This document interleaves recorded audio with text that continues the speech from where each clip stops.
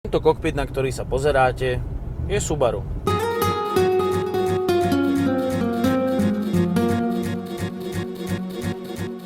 Áno, verte vlastným očiam.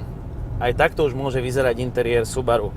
Urobilo veľký krok vpred, má nové systémy, ktoré ma udržiavajú stále v bdelosti. Je tu EyeSight, ktorý stráži vzdialenosť pred autami. Je tu aktívny radar, ktorý drží teda vzdialenosť za autom pred vami. Sleduje chodcov. Má všetky tie funkcie, ktoré dnes majú auta.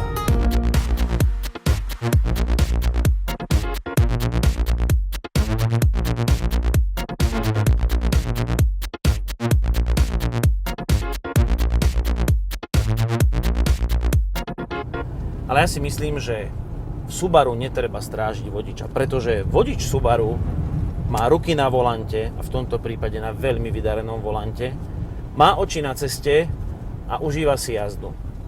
Ja som ten typ šoféra Subaru, ktorý keď dostane Outback, prestane sa voziť po bežných cestách, pretože tam je Subaru Outback lahodné. Diesel, automat. Keď idete z miesta, tak to na plynový pedál ten diesel vystreluje, reaguje to v spolupráci s automatom.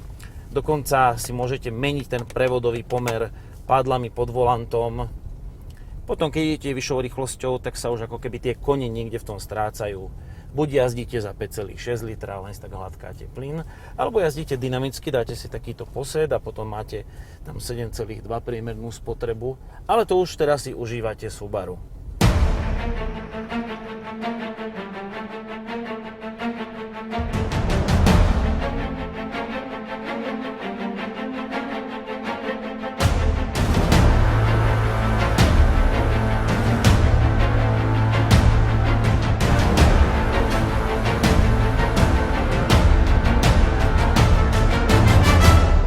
Na ceste beriem ho všetkými.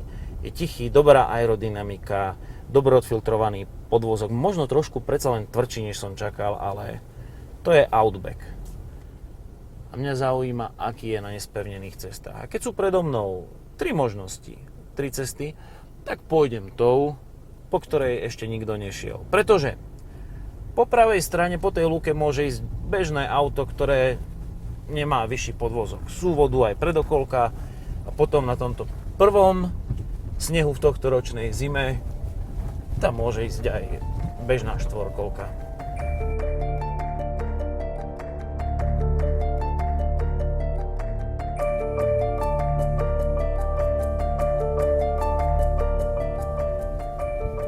Na Outbacku sa mi páči jeho tuhé riadenie.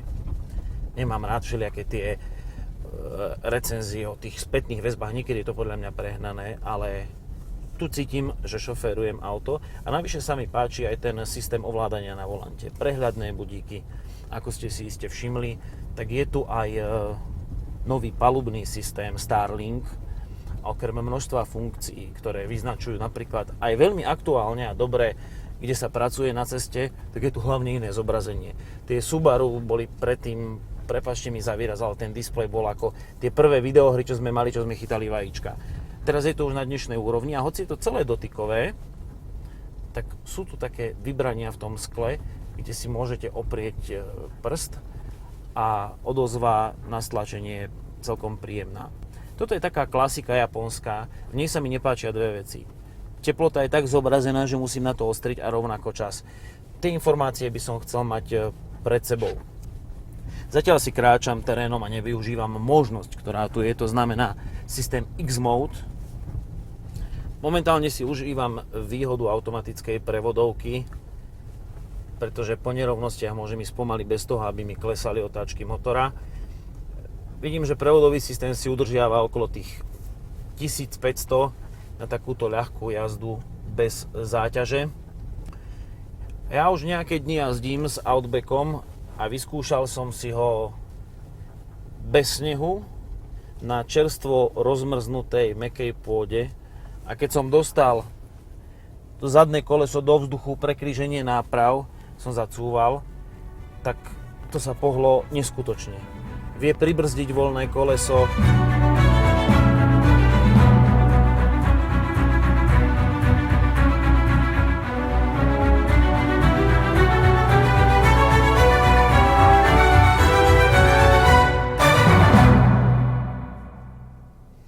si vyhliadnem tuto také prekríženie náprav, po ktorom ešte nikto nešiel.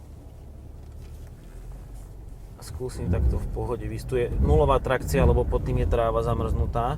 Mám zapnutý stabilizačný systém a zatiaľ som nepoužil X-Mode, lebo chcem vedieť, či sa to vlastne inak správa. Viete, aká je zásada u Subaru, že Subaru musí prejsť všetko.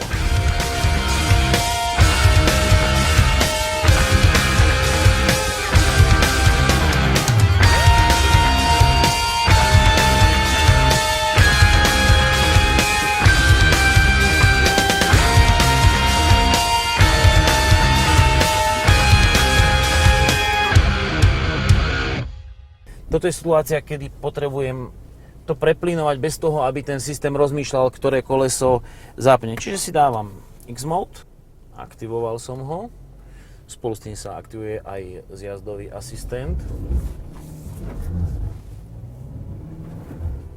No, tak to je rozdiel.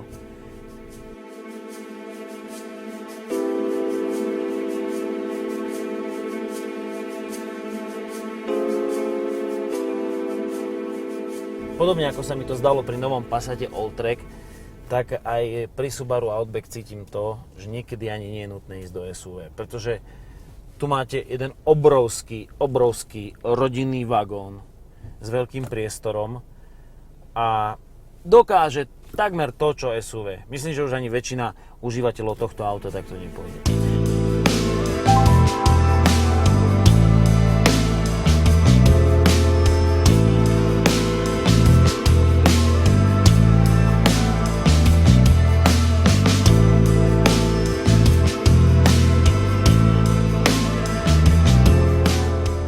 A tým, že je to rodinný vagón, sťahovák, tak je to Subaru na pokojnú jazdu.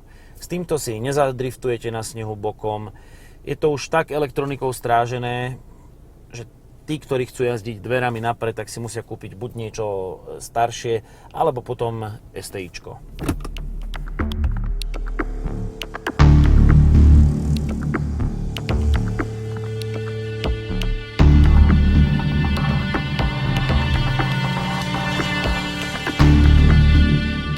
A opäť prichádzam na ráz ceste a idem si vyskúšať Outback v úzkej svážnici, v takom závoze, ktorým chodia traktory a teraz je pod snehom plný lístia. A čo ma zaujíma, keďže neviem presne, kde je ako tvarovaný ten podklad, chcem vedieť, či to dokáže jazdiť kontinuálne s takým pomalým záberom, čo býva výhoda niektorých SUV-čiek. Bliká kontrolka. Ono, je tu stúpanie a lístie so snehom. To je takéto iné Subaru.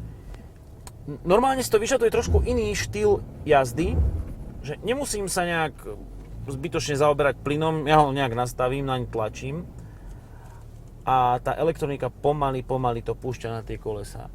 Kým kedysi Subaru boli také, že vpredu dve, vzadu dve, naraz 4 a hrabem, tak teraz, keď je to všetko pozapínané, tak si to pomaličky kráča. Má to istú výhodu. Páčia sa mi 5. dvere, ktoré sú elektricky otvárateľné a programovateľná výška zdvihu. Nepáči sa mi, že jazdia tak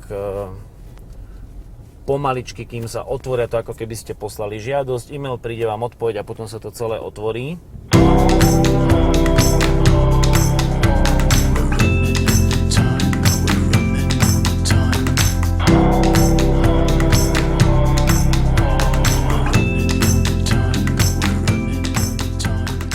O novom Outbacku som veľa počul, kým som si sadol za jeho volant a urobil som to našťastie vtedy, keď je sneh. Jeho terénne vlastnosti sú výborné, páči sa mi, ako jazdí po ceste. Možno je tam už menej toho DNA Subaru, je to také trochu zošroubované, ale myslím, že pre tú generáciu zákazníkov, ktorá vyrastá smerom k Outbacku a sú to podľa mňa noví zákazníci, tak pre nich to bude fajn. A hlavne Outback sa pomaly vyrovnáva s tým tlakom doby a má tu prvky, ktoré dnes majú autá mať. A ak si dáte namontovať EyeSight, proti ktorému nič nemám a ktorý funguje, sľubte mi, že budete pozorným šoférom Subaru.